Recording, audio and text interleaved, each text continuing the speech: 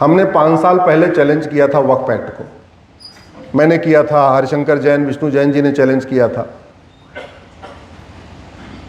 2 साल पहले इस वक्फ के ऊपर चर्चा नहीं होती थी, 3 साल पहले 2022 के पहले लोग जानते नहीं थे इसके बारे में। हमारा यही काम है, जितने सांप हैं, जहरीले सांप जो बिस्तर के नीचे दबे पड़े, उनको निकाल निकाल के बाहर ले आके दिखाना सबको।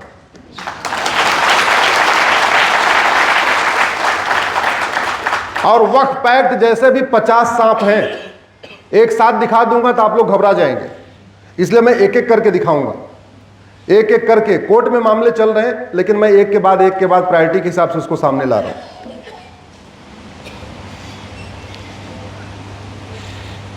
काशी का मुकदमा चल रहा है, कह रहे हैं कागज दिखाओ। मथुरा का मुकदमा कह रहे हैं कागज दिखाओ। भद्रकाली के मुकदमे में कह रहे हैं कागज दिखाओ। भोजशाला के मुकदमे में कह रहे हैं कागज दिखाओ। अयोध्या में जन्मभूमि के लिए कह रहे थे कागज दिखाओ। लेकिन वही सुप्रीम कोर्ट के माननीय जज कह रहे हैं 150 साल 200 साल पुराना वक्फ का कागज कहां से मिलेगा।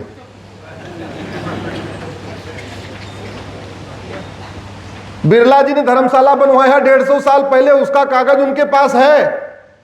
अग्रवाल धर्मशाला 200 साल पहले बनी, उसका कागज है। जैन मंदिर 300 साल पहले बना, उसका कागज है। माहेश्वरी धर्मशाला का कागज है। लेकिन कह रहे हैं वक्फ वाले बेचारे कागज नहीं दिखा पाएंगे, इनका कागज मत मांगो। यह चल रहा है पाखंड और यह चल रहा है फर्जी सेकुलरिज्म। 3 बड़ी गंभीर मानसिक बीमारियां होती हैं। एक का नाम है नार्सिज्म, एक का नाम है मेगलोमोनिया और तीसरा है स्टॉकहोम सिंड्रोम। राजगोपाल जी की बहू उसको नोट भी कर रही है, तीनों मानसिक बीमारियों का नाम भी नोट कर रही है। सब लोग नोट कर लीजिए, आप गूगल करिएगा 3 serious mental diseases. The 3 diseases are narcissism, megalomania, Stockholm syndrome. Narcissism वो बीमारी है जो दुर्योधन को थी, एको हम द्वितीयो नास्ति। जो मैं कह रहा हूं वही सही है, बाकी सब गड़बड़ है। मेगलोमोनिया वो भी अगला स्टेज है। सुयग्रम नहीं दास्यामि बिन युद्धेन केशव। कह रहे 1 इंच जमीन नहीं दूंगा जब तक कि क्या नहीं करोगे, युद्ध। अरे दुर्योधन ने क्या बोला था, 5 गांव तो छोड़ो, 1 इंच जमीन नहीं दूंगा। और बाद में 5 गांव तो छोड़ो, सारा का सारा देना पड़ गया। हुआ ना। और तीसरी एक बीमारी है मेगलोमोनिया। मेगलोमोनिया जो बीमारी होती है उसको हिंदी में कह सकते हैं दिखास, छपास, झकास, बकवास, इसको कहते हैं मेगलोमोनिया। आज जब हम लोग यहां पे चर्चा कर रहे हैं वक्फ एक्ट की, तो पहले तो यह समझना पड़ेगा कि वक्फ का मतलब क्या होता है। हम हिंदी में कहते हैं दान, अरबी में उसी को कहते हैं वक्फ, अंग्रेजी में उसी को कहते हैं चैरिटी। अच्छा, पहले इस पृथ्वी पे दान होता था कि पहले वक्फ होता? सबसे पहले क्या होता था, वक्फ, दान या चैरिटी? जोर से बोलिए।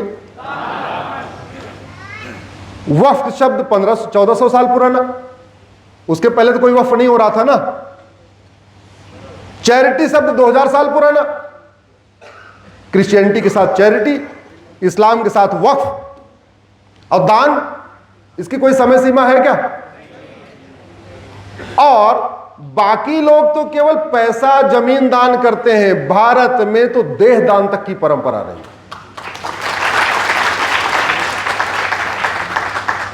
दधीच जी ने किया ना। आज भारत में बहुत सारी संस्थाएं चलती हैं, दधीच देहदान। आलोक कुमार जी एक संस्था चलाते हैं दधीच देहदान के नाम से। तो हमारे देश में तो केवल पैसा दान नहीं होता था, धन दान नहीं होता था, जमीन दान नहीं होता था, हमारे देश में तो देहदान भी होता है। अब ये दान, चैरिटी और वक्फ तीनों एक ही शब्द है, लगभग भाषा अलग अलग है। ये दान किसका करते हैं, अपनी जमीन का या दूसरों की जमीन का? जोर से बोलिए जरा। दान अपनी जमीन करनी चाहिए, दूसरों की अपनी। पैसा दान करना है तो अपनी जेब से निकाल के करेंगे या दूसरे की पॉकेट मार के? जोर से बोलिए जरा। अगर अंग दान करना है तो अपना अंग करेंगे या दूसरों को गोली मार के उसका अंग दान करेंगे? अपना करेंगे। दान तो अपना ही होता है। दान वो चीज की जाती है जो आपकी जायज तरीके से हो, नाजायज तरीके से ना हो। आपकी जमीन हो, आपकी पुश्तैनी जमीन हो, आपने कमाया हो, आपने खरीदा हो, वही जमीन दान होती है। अब इस दान वाली परिभाषा के हिसाब से या वक्फ वाली परिभाषा, दान की जो परिभाषा वही वक्फ की परिभाषा हो गई, क्योंकि शब्द तो दोनों एक ही है, भाषा अलग है। इस परिभाषा के हिसाब से बाबर, हुमायूं, तुगलक, गजनी, गोरी, खिलजी, औरंगजेब को तो वक्फ का अधिकारी नहीं था। क्यों? क्योंकि न यहां उनकी 1 इंच पुश्तैनी जमीन, ना उन्होंने यहां मेहनत मजदूरी करके कोई जमीन कमाई, ना कोई जमीन खरीदी। तो भारत में मुगलों को, गोरी गजनी को वक्फ का अधिकार कैसे हो गया?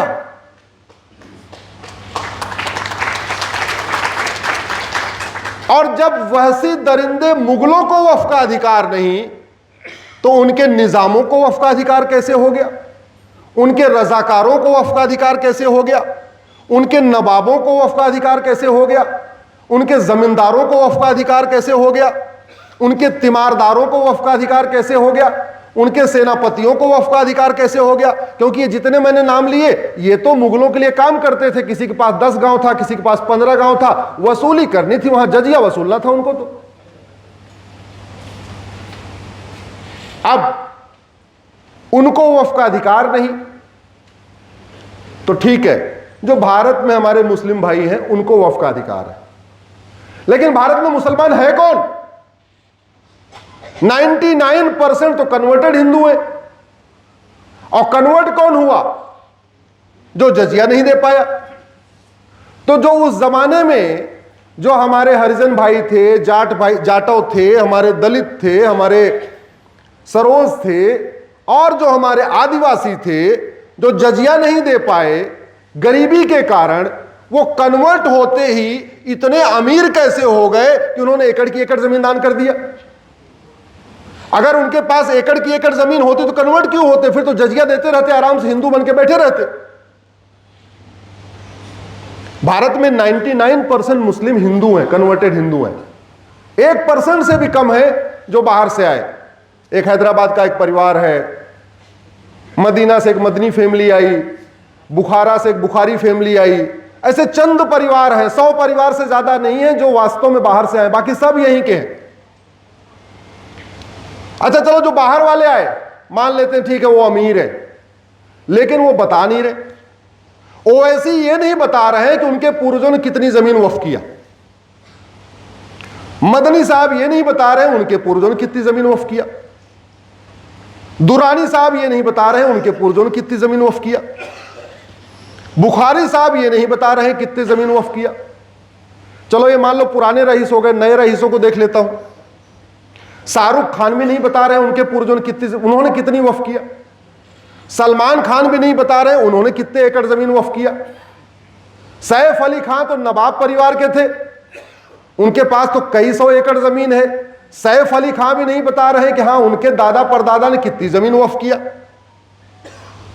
जो सक्षम है, जो वक्फ कर सकते हैं, वो बता नहीं रहे हैं कि उनके घर में उनके दादा, उनके परदादा कितनी एकड़ जमीन वक्फ करके गए।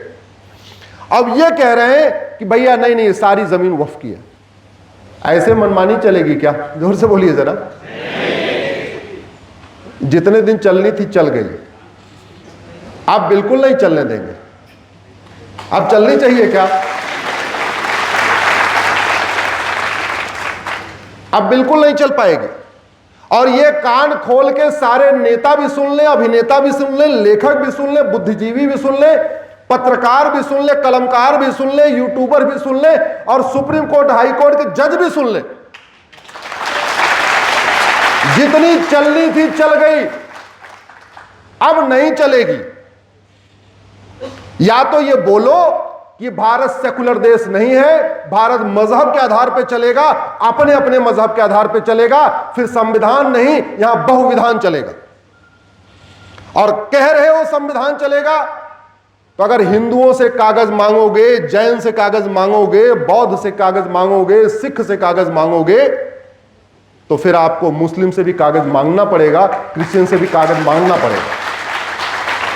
ये क्या तमाशा कर रखा है? पहली बात तो पिछली वाली वक्फ सुनवाई पे मैं खड़ा था, मैं ये देख रहा था कि ये सवाल जवाब क्या चल रहा है। कह रहे हैं कि हिंदू बोर्ड में आप मुस्लिम्स को रख सकते हो क्या? ये सवाल आपने सुना होगा टीवी पे। फिर वही आम और इमली की तुलना, फिर वही आम और बबूल की तुलना। अरे हिंदू बोर्ड और वक्फ बोर्ड में जमीन आसमान का अंतर है। हिंदुओं के पास आज भी वो अधिकार नहीं है। इवन जो नया वाला कानून बना है, ये उम्मीद नाम से ये जो कानून बना है, इतना अधिकार भी हिंदुओं के पास नहीं है। हिंदुओं के पास केवल मंदिर में पूजा करने का अधिकार है, चढ़ावा लेने का भी नहीं है। जमीन तो भूल जाइए, अपना चढ़ावा भी नहीं लेते। हिंदू मंदिर के पुजारी तो नौकर बन के पड़े हुए, नौकर, सर्वेंट हैं वो। 4 लाख मठ मंदिरों पे सरकार का कंट्रोल है। किसी एक भी चर्च, एक भी मस्जिद पे सरकार का कंट्रोल है क्या? जोर से बोलिए। फिर वक्फ बोर्ड और हिंदू बोर्ड की तुलना क्यों कर रहे हो? मठ मंदिरों को कंट्रोल करने के लिए, चढ़ावा लेने के लिए 35 कानून चल रहे हैं। किसी चर्च या मस्जिद का चढ़ावा लेने के लिए कोई एक कानून है क्या? सिद्धि विनायक मंदिर सरकार के कंट्रोल में, हाजी अली दरगाह सरकार के कंट्रोल में है क्या? राजस्थान का पुष्कर मंदिर सरकार के कंट्रोल में, अजमेर शरीफ की दरगाह सरकार के कंट्रोल में है क्या? तो फिर हिंदू बोर्ड और ये वक्फ बोर्ड की तुलना क्यों कर रहे हैं भाई? समझ तो लो कि दोनों बोर्डों में अंतर क्या है। हिंदू बोर्ड जो चलते हैं उसमें हिंदू रहते हैं, केवल वो कितनी बार पूजा हो जाए, सफाई कैसे हो जाए, वहां लोग दर्शन कैसे कर ले, इतने काम करते हैं। न उनको कोई जमीन का अधिकार है, और जमीन तो छोड़ो, भक्तों के चढ़ावा लेने का भी अधिकार नहीं।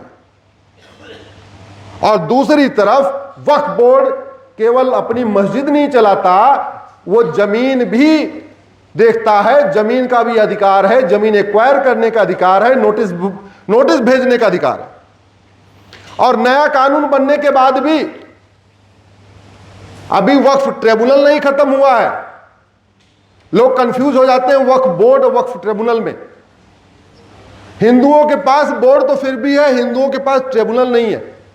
अब बोर्ड और ट्रिब्यूनल की बात बताता हूं। आपकी बैंक में एक बोर्ड ऑफ डायरेक्टर है ना, ऐसा ही है।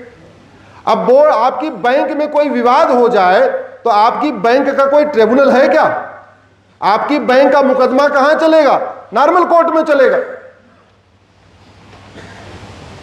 अगर अग्रवाल धर्मशाला में कोई विवाद हो जाए, जैन धर्मशाला में कोई विवाद हो जाए, हिंदुओं के मठ मंदिर में कोई विवाद हो जाए, उसको सुलझाने के लिए हिंदुओं का अपना कोई ट्रिब्यूनल नहीं है। दूसरी तरफ वक्फ का भी ट्रिब्यूनल है। इसलिए इस कानून, जो नया वाला कानून है, हमने इसको भी चैलेंज कर दिया है।